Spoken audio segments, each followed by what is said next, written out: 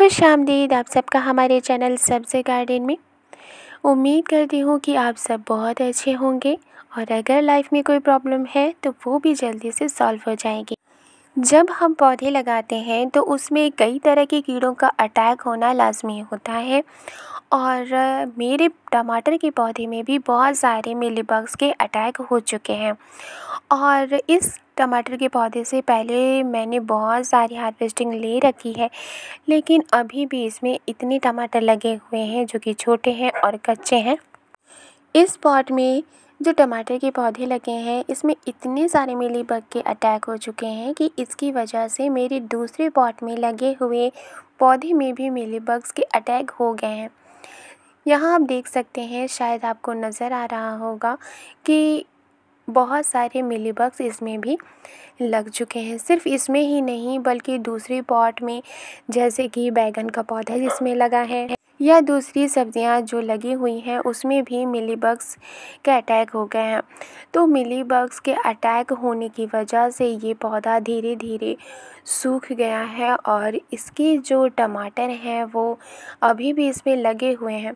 तो इसके लिए मुझे क्या करना है कि चूँकि मुझे इससे बहुत सारी हार्वेस्टिंग मिल गई है और ये जो हार्वेस्ट मैं कर रही हूँ ये लास्ट हार्वेस्टिंग है। और चूँकि अब गर्मी का मौसम शुरू हो चुका है तो अब दोबारा से मुझे टमाटर की हार्वेस्टिंग के लिए नए पौधे की ज़रूरत होगी जो कि मैंने लगा दिया है। लेकिन मैंने सोचा था कि इसमें जो भी पौधे में लगे हुए हैं टमाटर तो पहले वो रेड हो जाए, उसके बाद मैं इसे हार्वेस्ट करके हटा दूँगी। लेकिन मिलीबग के अटैक होने की वजह से अब मुझे इसे हटाना अभी ही पड़ेगा और इसमें जितने भी टमाटर लगे हुए हैं उन्हें मैं हार्वेस्ट कर लूँगी, क्योंकि टमाटर में भी कुछ मिलीबग्स लग चुके हैं।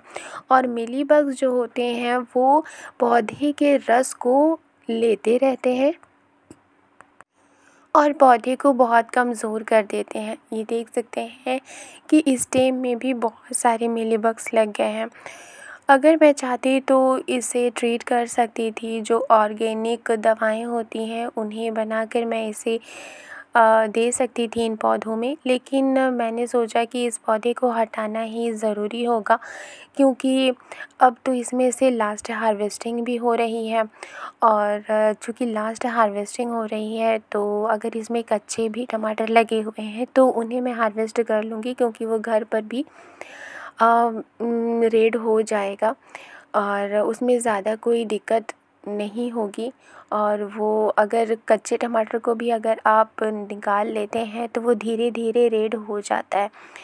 तो अब इन सारे पौधों से मैं हार्वेस्टिंग ले लूँगी और जितने भी पौधे हैं तो उन्हें डायरेक्ट मैं वहाँ से पॉट से हटा दूँगी, ताकि जो मिलीबग्स हैं उनके अटैक कम हो।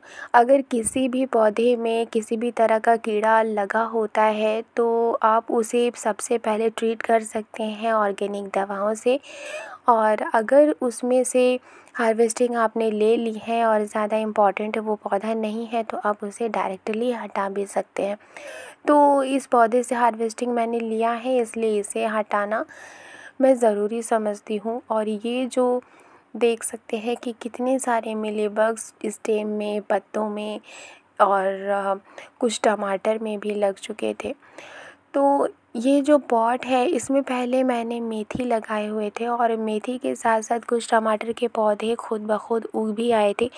वही टमाटर के पौधे इतने बड़े हो गए हैं और मुझे बहुत सी हार्वेस्टिंग इसमें से मिली है।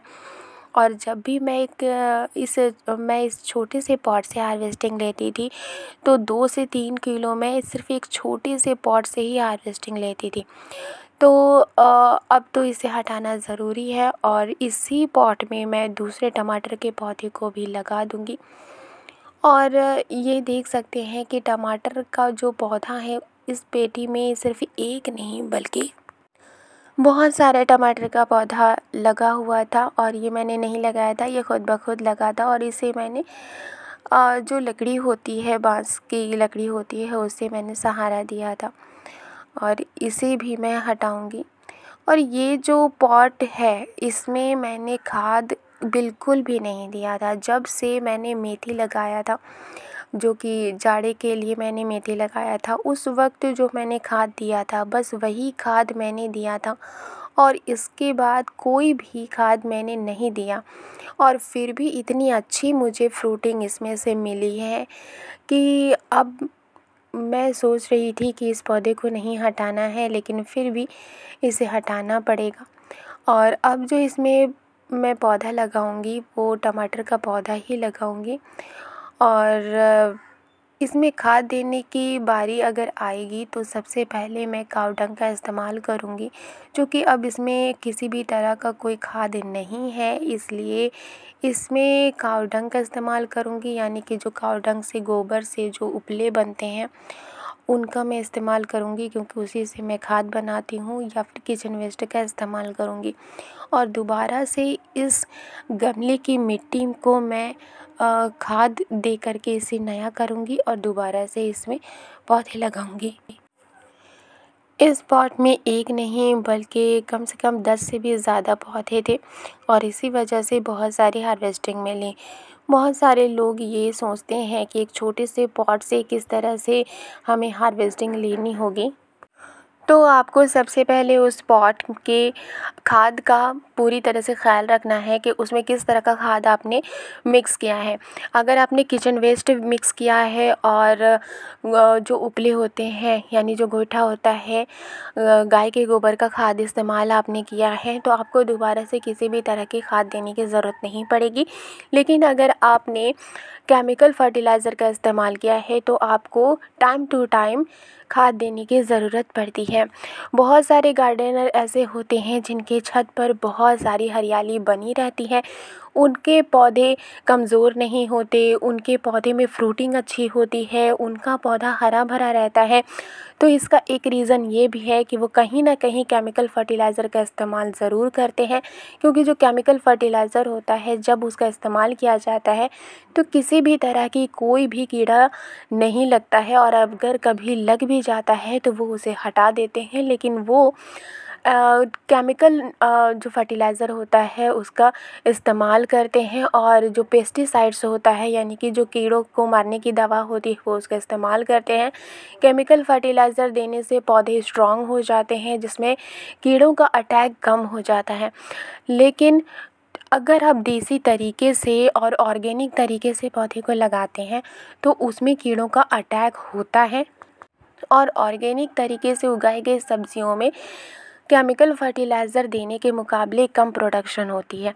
लेकिन आप प्रॉपर तरीके से अगर ध्यान रखेंगे तो आप ऑर्गेनिक तरीके से उगाई गई सब्जियों में भी अच्छी हार्वेस्टिंग ले सकते हैं।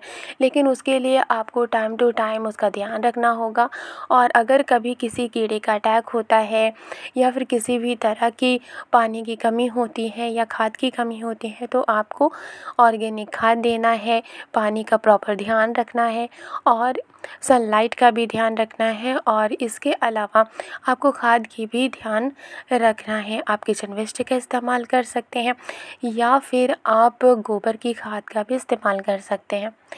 यहाँ पर इतने सारे टमाटर मैंने तोड़ लिए हैं और इन्हें मैं रख दूँगी, ये खुद ब खुद ही रेड हो जाएगा। और जो पौधे बचे हैं उसे मैं दोबारा से छोटे छोटे टुकड़े करने के बाद दूसरे कंटेनर में मैं डिकम्पोज़ होने के लिए रहने दूँगी। ये देख सकते हैं कि टमाटर में भी मिलीबग लग चुके हैं, तो इन्हें धोकर मैं साफ़ कर लूँगी। तो इस तरह से जो मिट्टी मैंने बनाए हैं उसमें खाद देकर दूसरे पौधे में लगा दूँगी। वीडियो पसंद आई है तो लाइक एंड सब्सक्राइब करना मत भूलिएगा। मिलते हूँ नेक्स्ट गार्डनिंग में एक नई वीडियो के साथ। मेरे चैनल को सपोर्ट करना भी मत भूलिएगा। शुक्रिया।